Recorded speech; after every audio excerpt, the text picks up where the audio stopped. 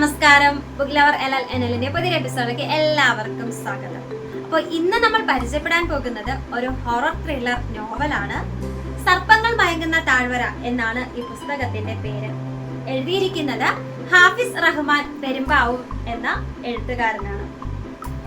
അപ്പോൾ പുസ്തകത്തിലേക്ക് വരുന്നതിന് മുൻപ് നമുക്ക് നമ്മുടെ എഴുത്തുകാരനെ പരിചയപ്പെടാം. എഴുത്തുകാരൻ ഹാഫിസ് റഹ്മാൻ പെരുമ്പാവൂർ എറണാകുളം ജില്ലയിലാണ് ജനിച്ചത്. ആനുകാലികങ്ങളിലും TV സീരിയലുകൾക്ക് വേണ്ടിയും എഴുതുന്ന ഒരു റൈറ്ററാണ് ഇദ്ദേഹം.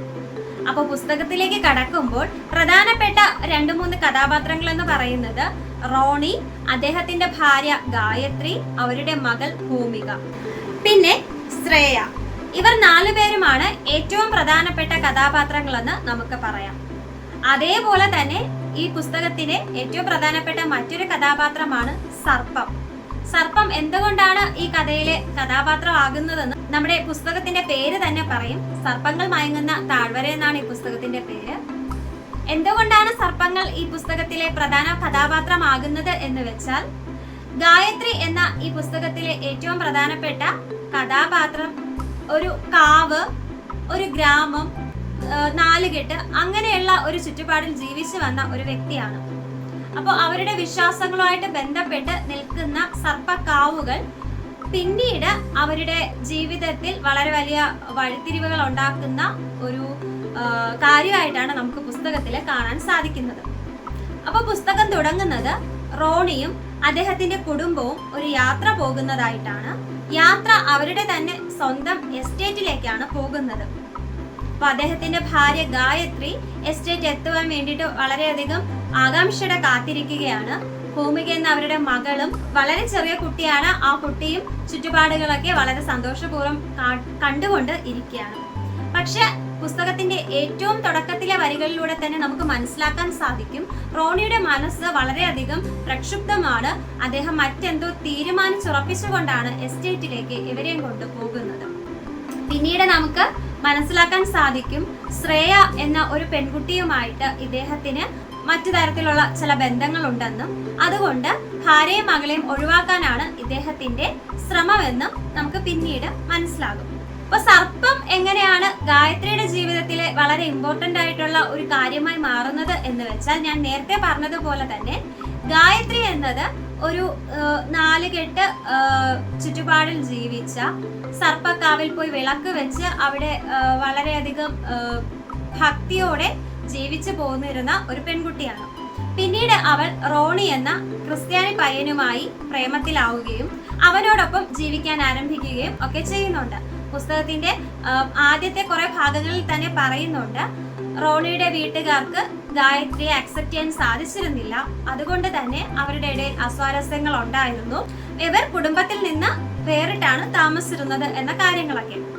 അപ്പോൾ റോണിക്കൊപ്പം പോയതിനു ശേഷം പിന്നീട് ഗായത്രി സർപ്പക്കാവിനടുത്തേക്കൊന്നും അധികമൊന്നും പോകുന്നില്ല, അല്ലെങ്കിൽ അവളുടെ വിശ്വാസ പ്രമാണങ്ങളെ കൂടുതലായിട്ടൊന്നും ഫോളോ ചെയ്യുന്നില്ല. എങ്കിൽ പോലും ഗായത്രിയുടെ മനസ്സിൽ താൻ ശീലിച്ചു പോകുന്ന ആചാരവിശ്വാസങ്ങളോട് വളരെയധികം ഭക്തി അപ്പോഴും നിലനിൽക്കുന്നുണ്ടായിരുന്നു. അങ്ങനെ ഉള്ള ഒരു ബാക്ക്ഗ്രൗണ്ട് ആണ് ഗായത്രിക്കുള്ളത്. അപ്പൊ ഗായത്രി എസ്റ്റേറ്റിലേക്ക് കടന്നു ചെല്ലുകയാണ്. അവരൊരു വിനോദയാത്ര പോലെയാണ് പോകുന്നത് എന്നാണ് റോണി അവരെ അറിയിച്ചിട്ടുണ്ടായിരുന്നത്. അതുകൊണ്ട് തന്നെ കുറച്ചു നാള് അവരുടെ ഒരു ചുറ്റുപാടിൽ നിന്ന്, അവരുടെ വീടിന്റെ ചുറ്റുപാടിൽ നിന്ന് മാറി നിൽക്കാമെന്നാണ് അവൾ ആഗ്രഹിച്ചിരുന്നത്. അതുപോലെ തന്നെ റോണിക്ക് കുറച്ച് ദിവസങ്ങളായി എന്തൊക്കെയോ ടെൻഷൻസ് ഉള്ള കാര്യം ഗായത്രിക്ക് വളരെയധികം നന്നായിട്ട് തന്നെ മനസ്സിലായിട്ടുണ്ട്. പക്ഷെ അവൾ കരുതുന്നത് ബിസിനസ്സുമായിട്ട് ബന്ധപ്പെട്ട, ജോലി തിരക്കുകളുമായിട്ട് ബന്ധപ്പെട്ട എന്തൊക്കെയോ കാര്യങ്ങളാണെന്നാണ്.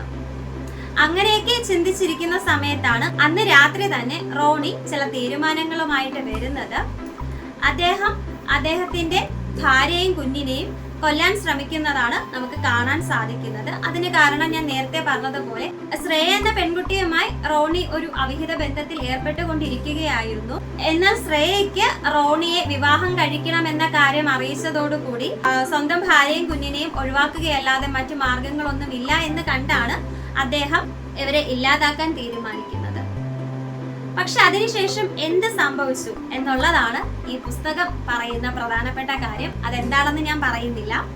പക്ഷെ പിന്നീട് കുറച്ച് ദിവസങ്ങൾക്ക് ശേഷം റോണിയുടെ സ്വപ്നങ്ങളിലും അദ്ദേഹം ഉണർന്നിരിക്കുന്ന സമയങ്ങളിലും ഒക്കെ ഒരു സർപ്പം, ഭീമാകാരനായ ഒരു സർപ്പം ഇഴഞ്ഞു നീങ്ങുന്നതായിട്ടും തന്നെ ആക്രമിക്കാൻ തന്റെ പിറകെ പാഞ്ഞടുക്കുന്നതായിട്ടും അദ്ദേഹം കണ്ടുകൊണ്ടേയിരിക്കുകയാണ്.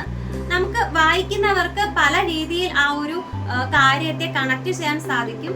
ഒന്നുകിൽ ഗായത്രിയുമായിട്ട് ബന്ധപ്പെട്ടിരുന്ന സർപ്പക്കാവിൽ നിന്നുള്ള സർപ്പങ്ങൾ അവളെ സംരക്ഷിക്കാൻ വേണ്ടി വന്നതെന്നോ, അല്ലെങ്കിൽ റോണിയുടെ ഒരു ഹാലൂസിനേഷൻ ആണ് ഇതെന്നോ ഒക്കെ നമുക്ക് ചിന്തിക്കാവുന്നതാണ്. എന്തായാലും റോണി സർപ്പത്തിന്റെ ഒരു സാന്നിധ്യം അതിനുശേഷമുള്ള ദിവസങ്ങളിലെല്ലാം തന്നെ അറിയുന്നുണ്ട്. എന്തായാലും അദ്ദേഹം പിന്നീട് ശ്രേയയെ വിവാഹം കഴിക്കാൻ വേണ്ടിയിട്ട് അവളുടെ അടുത്തേക്ക് പോകുന്നുണ്ട്. പക്ഷെ അവൾ പിന്നീട് അയാളെ അവഗണിച്ച് വിടുകയാണ് ചെയ്യുന്നത്. ഇതെല്ലാം കൊണ്ട് റോണി ഒരു ഭ്രാന്തിന്റെ അവസ്ഥയിലേക്ക് എത്തിച്ചേരുകയാണ് ചെയ്യുന്നത്. ബാക്കി വിശേഷങ്ങളൊക്കെ പുസ്തകം നിങ്ങളോട് സംസാരിക്കുന്നതായിരിക്കും.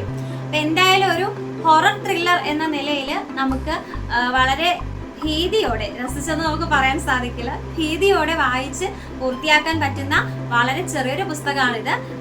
പെട്ടെന്ന് തന്നെ നമുക്ക് വായിച്ചു തീർക്കാൻ സാധിക്കും. കാരണം ഈ പുസ്തകത്തിലെ 73 പേജുകൾ മാത്രമേ ഉള്ളൂ. ഒരു ദിവസം കൊണ്ടോ 2 ദിവസം കൊണ്ടോ തന്നെ വായിച്ച് കംപ്ലീറ്റ് ആക്കാൻ കഴിയുന്ന തരത്തിൽ, വളരെ എൻഗേജ്ഡ് ആക്കുന്ന തരത്തിലാണ് ഈ പുസ്തകം എഴുതിയിട്ടുള്ളത്.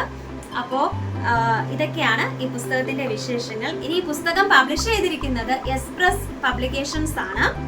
130 രൂപയാണ് ഈ പുസ്തകത്തിന്റെ വിലയെന്ന് പറയുന്നത്. ഈ പുസ്തകത്തിന്റെ അവതാരിക എഴുതിയിരിക്കുന്നത് അഖിലേഷ് പരമേശ്വരനാണ്.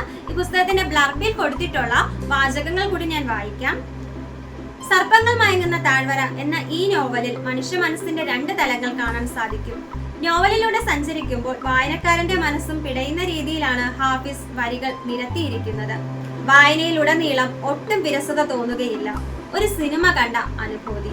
അഖിലേഷ് പരമേശ്വരൻ. അപ്പൊ ഈ ബ്ലർബ് അഖിലേഷ് പരമേശ്വരൻ എഴുതിയിട്ടുള്ള അവതാരികയിലെ വാചകങ്ങളാണ്. അദ്ദേഹം പറയുന്നത് പോലെ തന്നെ ഒരു സിനിമ കാണുന്നത് പോലെ കണ്ടു പൂർത്തിയാക്കാൻ പറ്റുന്ന, സർപ്പങ്ങളുടെ പ്രതികാരം എന്നൊക്കെ നമുക്ക് വിശേഷിപ്പിക്കാൻ സാധിക്കുന്ന, രാത്രിയിലൊക്കെ നമുക്ക് പേടി തോന്നുന്ന, വായിച്ചു കഴിയുമ്പോൾ നമ്മുടെ ചുറ്റിലും സർപ്പങ്ങൾ ഇഴഞ്ഞു നീങ്ങുന്നുണ്ടോ എന്ന തരത്തിൽ നമുക്ക് പേടി തോന്നുന്ന തരത്തിലുള്ള ഒരു വായനാനുഭവം സമ്മാനിക്കുന്ന പുസ്തകമാണിത്.